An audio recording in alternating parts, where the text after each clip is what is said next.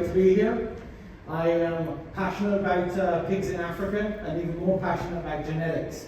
When I was asked to speak about the pig of the future and the designer pig, many of my friends and colleagues in the room will understand my next steps were sort of unusual because I went to the bar. And after cracking open the third beer that while I was thinking through this, I decided this picture came into my head of what does this really mean? What are we talking about in terms of where genetics are going? And how does this fit into challenging pig paradigms?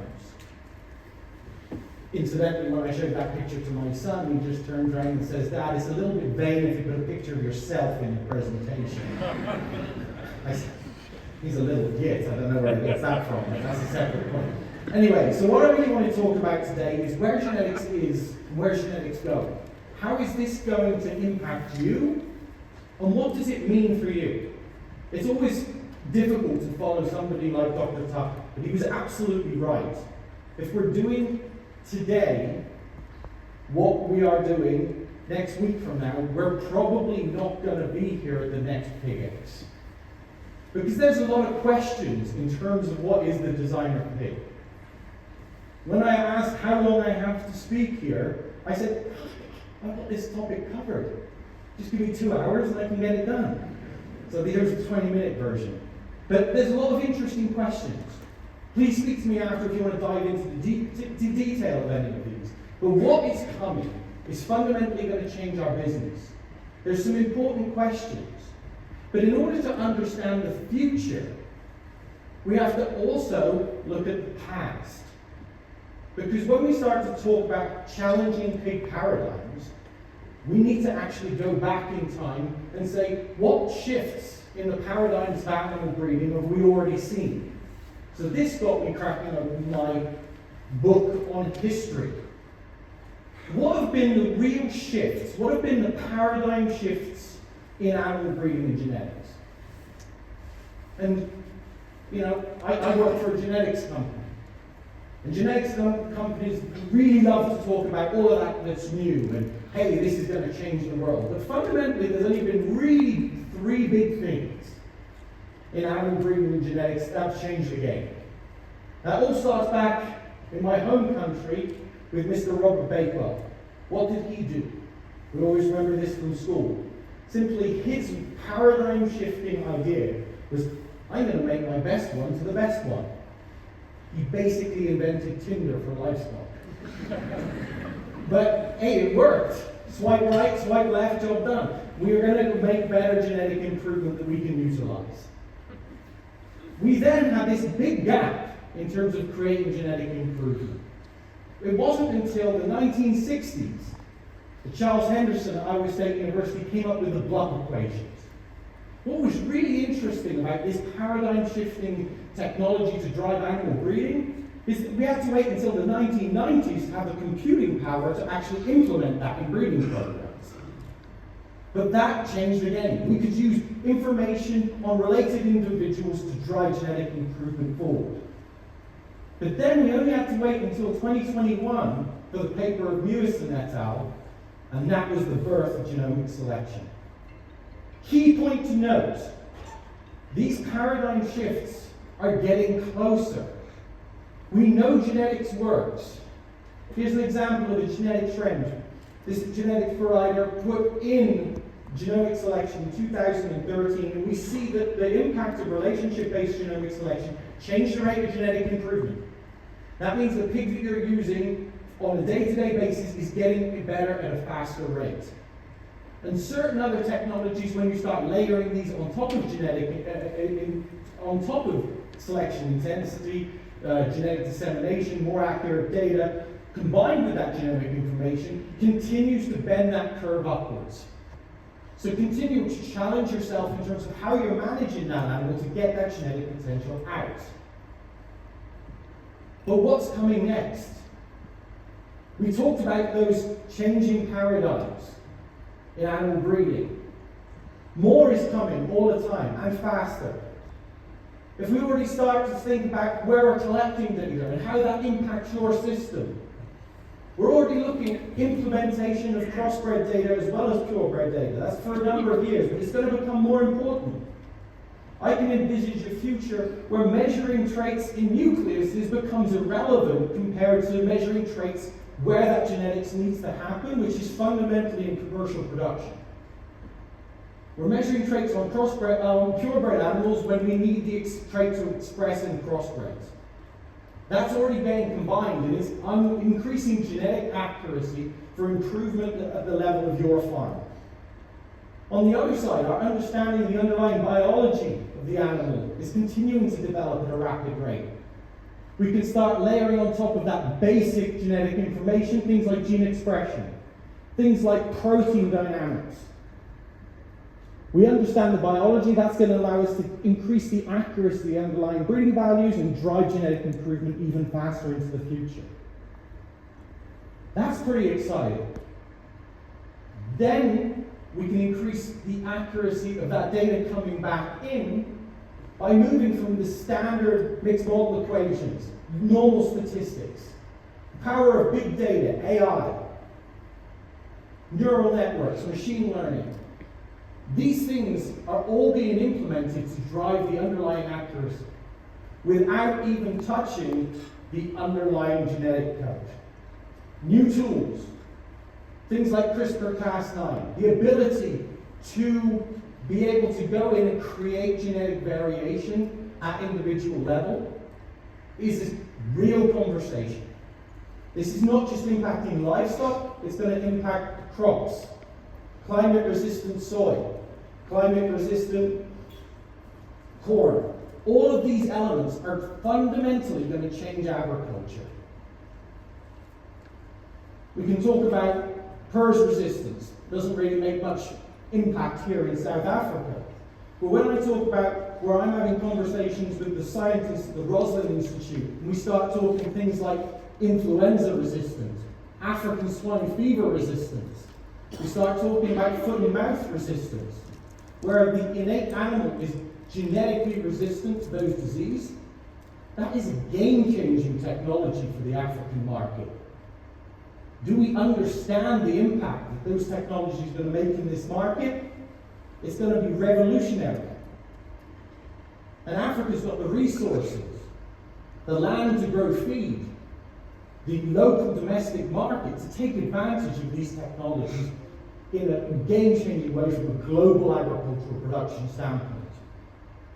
So just when we look at what traits, how we measure traits, and when we start looking at actual calculation of breeding values, things are going to change a lot, very, very, very quickly.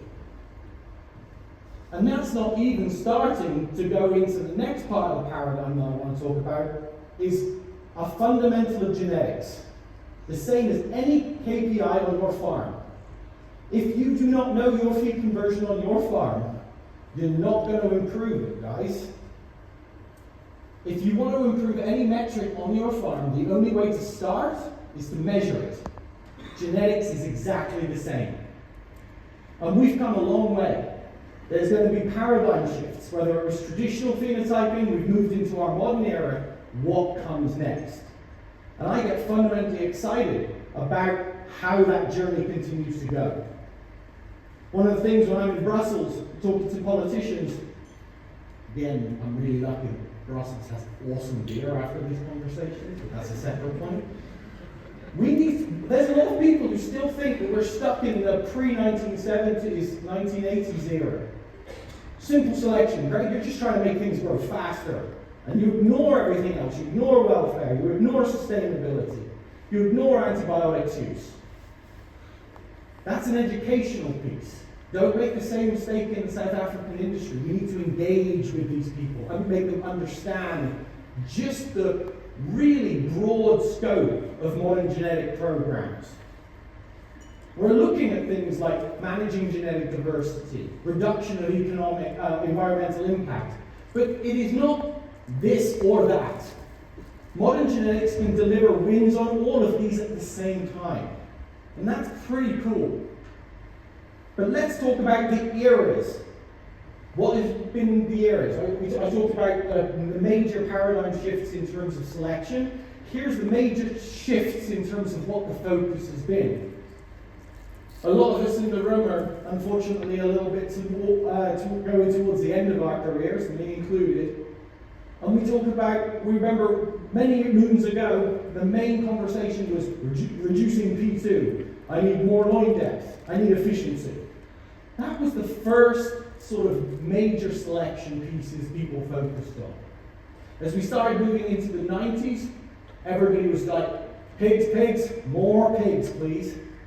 Drive that reproduction. And we had this huge explosion of genetics companies just trying to push pigs per sow per year. That era came and went, and now we've really been, and we're coming to what I believe is the end of the robustness era. Adding in things like individual piglet birth weight, continuing to try and drive down wean to finish mortality so we've got more throughput. What's next? We know that genetics works. Here's some customer data, and I just love layering on top of real production data that I work with when I work with customers, and we can see, hey, genetics works. But what are we going to focus on next? I think the next era that's coming is how do we make the pig easier to work with? Because I can tell you, I've been in South Africa here. Do you know what the most common phrase I've had so far is? Man, a good manager is hard to find. And I can tell you, it's the staff. Doesn't matter if I'm in Spain, in the UK, I'm working with clients in Russia. Good staff, hard to find. Going back to Ian's conversation, it's about the people. So genetically, what can we do to help mitigate or impact the huge impact of that variation we're seeing in people? And the new digital tools that we're going to have available in terms of animal breeding or actual management, think about things like these automatic health sensors or marketing technologies on farm. Great tools. But genetics is just the same. These digital tools are opening up new frontiers, enabling us to look at many different things: behavior, tail biting, longevity, health. How does this look? Many of you guys have seen before this video, already implemented in breeding programs. By moving away from human scoring and going to a digital tool, we've been able to increase the heritability of feet and leg structure threefold. So you can take that trait 3 times as fast. This is going to impact mortality. This is going to impact longevity. It's just going to make the pig easier to work with. This is already deployed. North America, South America. Europe's got these systems. China's got these systems. It's real. What we don't talk about, though, is how then you can start to layer technologies. What you can see here is the system is not just looking at the underlying structure of the animal. It can predict lying. We can start looking at things like dick back. We can start predicting umbilical hernia. These digital tools add a whole new level to the way in which we can measure traits at the farm level. Purebred or crossbred. That drives accuracy. That drives faster genetic improvement. But from a genetics perspective, the key hurdle was the individual animal. Unless you can find the individual, you're not going to be able to link it back to pedigree. We cannot we cannot uncover the underlying genetics. But through digital imaging and technology, we can now automatically read the ear tags of pigs, not using RFID, not using any other technology, simply that camera technology can read the tag of the pig, no matter what age of life. So if the computer system is looking at the individual animal, then we completely start to game change in terms of all of the traits that we can measure. Start looking at pigs in commercial finishing pens. Key point here is you'll see on the image at some points, maybe the pig at the top here, for example. That little white circle. That is the computer system reading the ear tag. That means we can track the pig. For the first time ever, we can actually just get a heritability on just how far a pig walks in the pen. I can make a pig walk more a day, or I can make a pig walk less. Great. I can see how many visits it makes to a feeder. If you see the green dots above the pigs in feeder, we know they're feeding. Blue dot means it's drinking. I can then start to see how these animals are interacting. I can now find which animal is tail biting, which animal is the recipient of that. The explosion in data is unreal. We can start to unpack not only which are the fastest growing animals, but which of those animals are easier to manage. Which are the animals that are causing us less headaches on our farm? Going back to Ian's point, which animals are going to be more consistent even with the variation we see in the people that we're working with? This is coming. Heritabilities are there. It's going to deliver meaningful impact. Likewise, if we start looking at just parameters we get from blood, metabolomics is giving us thousands of new phenotypes on the pigs. A project that's underway with the University of Bologna right now as part of the European project was simply taking blood samples from durocs that continue to have good feed intake even in the height of summer, versus those that when the going got really hot, their intake collapsed. We can start to see these things, plugging in digital phenotyping with the underlying blood parameters. Can we just simply result in a pig where we don't see that seasonal infertility slip in the future? Can we be more consistent in our growth rates throughout the year? More importantly, considering things like climate change, can we just have pigs that are more robust to these changes and these more dynamic changes than we've ever seen before?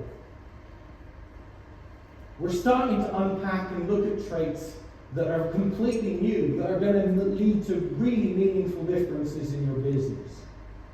And this is even without talking about all of those side things that are going to come at us that we just don't expect. The world is a changing and dynamic place. We've already talked about tariffs this morning. How does that impact the business? How does that impact global port flow? But just on the science side, global policy will change in terms of how we looked at in terms of our carbon impact on our businesses, our carbon footprint. Breeding contributes to lower carbon emissions per kilogram of pork. Are we being paid for that yet? No. Is that another diversified income, to go back to Dr. Tucker's presentation? We've been able to quantify the effect of genetics, and farmers should be rewarded for utilizing genetic improvement to lower the environmental footprint. Likewise, is there going to be some dynamics around dissemination? Things like sex semen. Will that impact our business into the future? These technologies are moving so fast, we don't know what's coming, and leads to that next jump in terms of profitability or productivity on farm, or the way that we manage multiplication. And likewise, those interesting dynamics in terms of what's coming at us from a legislative perspective. I remember at the first PIGx conference, I was still on stage talking about how Europe wanted to limit total board. It's nothing to do with production or anything. That is completely a legislative thing that would come back into us. Luckily, working together, all genetics companies, talking with legislators, we said, look, we can continue to add more total born, and it's not going to compromise welfare. We know that we can continues to have high litter size with good piglet quality. But they continue to move the goalposts. Talking about things like, hey, but it's still bad if you have to actually utilize artificial milking machines or cross-fostering, so unless you're controlling your selections that way, born alive and teats continue to move together, you're going to be in trouble. That impacts the way in which you design breeding programs. So while I talked about all these great new tools, AI, digital phenotyping, we've got to watch what's happening around us, because that could impact the way that we design our programs and change the direction of travel. But a key point for me, I hope that I've explained today that it is really coming a whole new suite of how the pig will look. I always get jealous of the technology companies in the room. You know, when you're selling a new controller for a barn, you can put it in a new box, and it's really easy to say, this is a new one, it looks different. Genetics companies have got a little bit difficult, because the pig fundamentally still looks like a pig, right? But what's inside is fundamentally different. So my challenge to you is, am I continually evaluating my business? Am I continually evaluating my nutrition? Am I continually evaluating my management, my people? Because if the pig itself is changing, am I changing to actually get that genetic potential out of the pig? That nasty little phrase, well, I've always done it this way. That's not going to cut it in the future as the pig changes even faster than ever before. So please talk to me today over the next period of time if you want to talk about all of these things. These are very valid questions in terms of what's coming into the future. The paradigms are shifting, and it's going to get faster. But to summarize, we've come a long way in animal breeding from Robert Bakewell. We've come a long way in South Africa from the days of when the industry was shut down from frozen semen, and we started looking at the genetic progress today across all farms. Spectacular how people here in South Africa and wider in Africa are harnessing that genetic potential. But new tools are going to be game changers. Be ready. Get excited about what's coming. Because those people who can harness that genetics and get it out are going to have real advantages. And faster progress is not going to go away, so if you don't change, the pig's going to move faster than you or your business.